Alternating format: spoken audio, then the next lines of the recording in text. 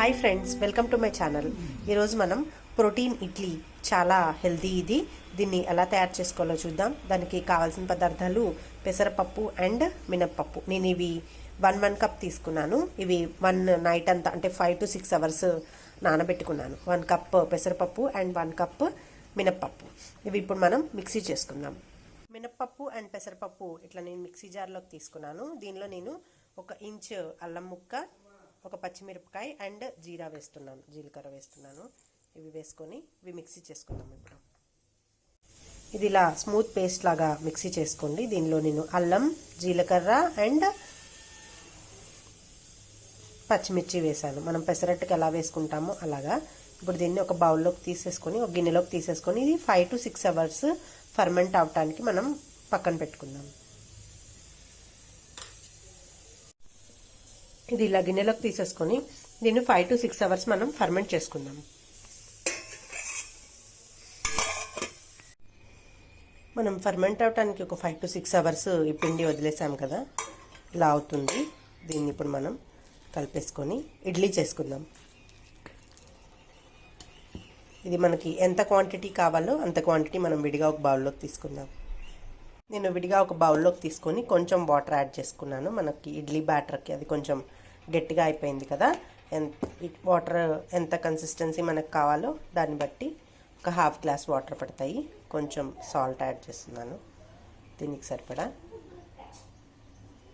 పాత్ర తీసుకున్నాను. దీనిలో ఇప్పుడు కొంచెం ఆయిల్ జస్ట్ అప్లై చేద్దాం.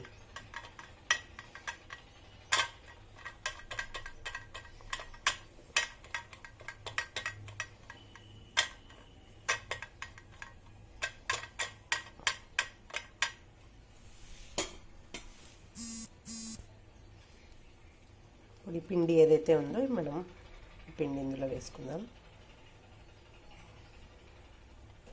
వేసుకొని దీనిపైన కొంచెం క్యారెట్ తురుము వేస్తున్నాను నేను.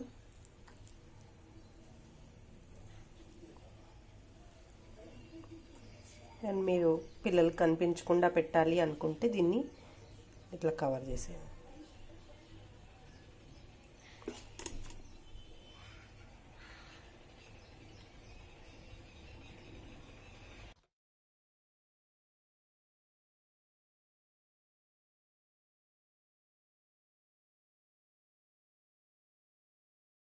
అన్ని ఇడ్లీస్ ఇట్లా ప్లేట్లో వేసుకొని ఒక ఇడ్లీ పాత్ర తీసుకొని దీనిలో మనం ఇవి పెట్టేసుకుందాం.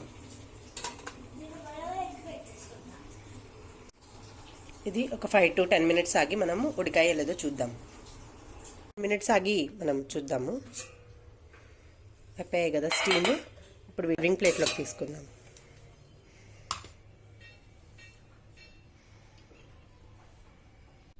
స్టీమ్ అయ్యాక మనం ఇట్లా సర్వింగ్ ప్లేట్లోకి ఇడ్లీని సర్వ్ చేసుకుందాం. నేను ఇది కోకోనట్ చట్నీతో సర్వ్ చేస్తున్నాను.